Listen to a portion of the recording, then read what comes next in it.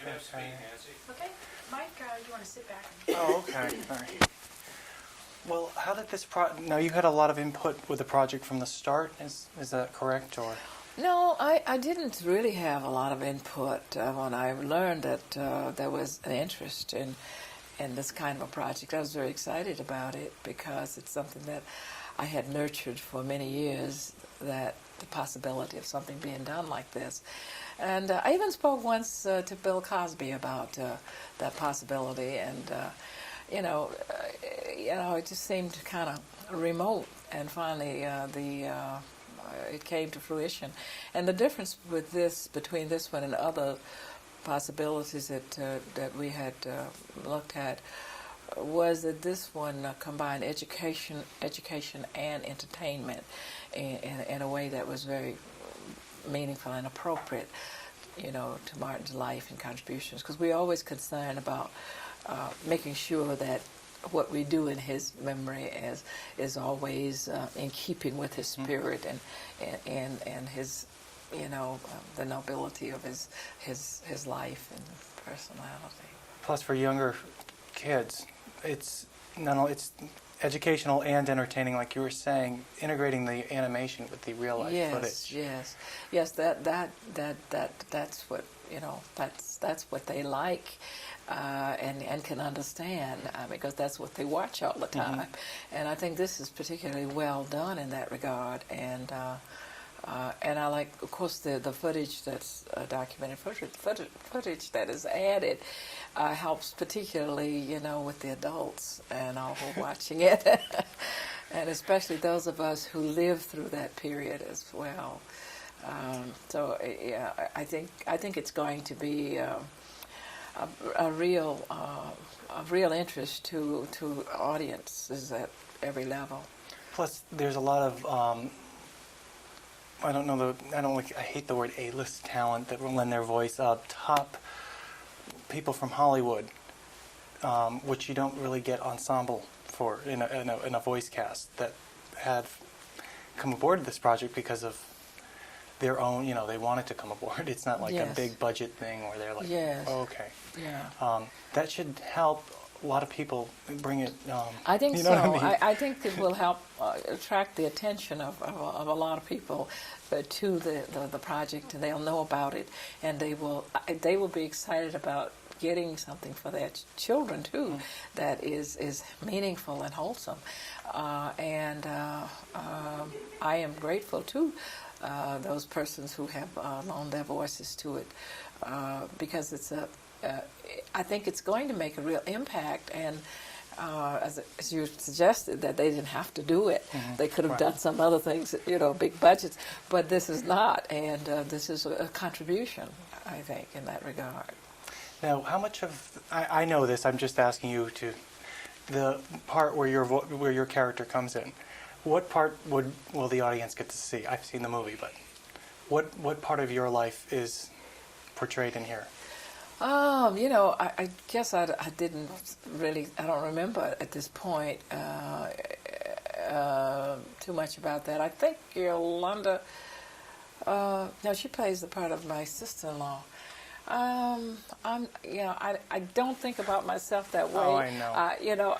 I was looking at the whole picture. The thing as a whole, and I never remember who's playing my part. As a matter of fact, I haven't studied it, so I don't even know. I'm sorry. Oprah Winfrey was Oprah was voicing your part. Oh yeah, that's right. It is Oprah. That's who it is. Right.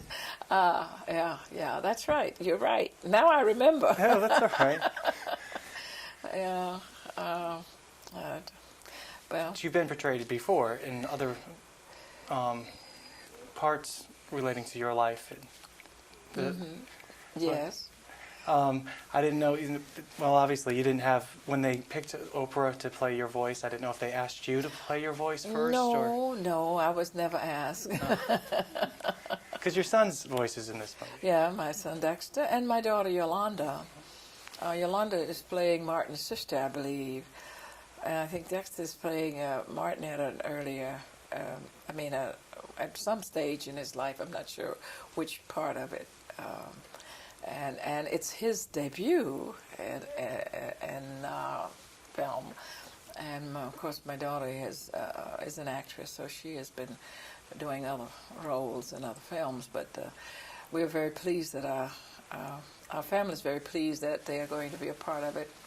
And the premiere is in Atlanta on the 15th, and so we will all be there, pulling for them as well as, the piece as a whole. And a lot of people are excited about it who have been invited, and many people who didn't get invited, I hope they'll still be our friends afterwards. Well, you can't invite everybody. Well, I mean, you can't the hold all space those is people. small, yeah, right. So what did you think of the overall project after you watched it? After you saw it? What did I think of it? Yeah, overall, was it more, less? No, this is a very, I think, special and exceptional piece, and I was very excited and moved by it. It's both, it's very entertaining, but it's very moving as well, and it's so well done. Really, the way it's put together, I think, is very well done. And again, I just think it will be one of the pieces that will be lasting, in terms of films about Martin, Yeah, like I said, there's been a lot of films.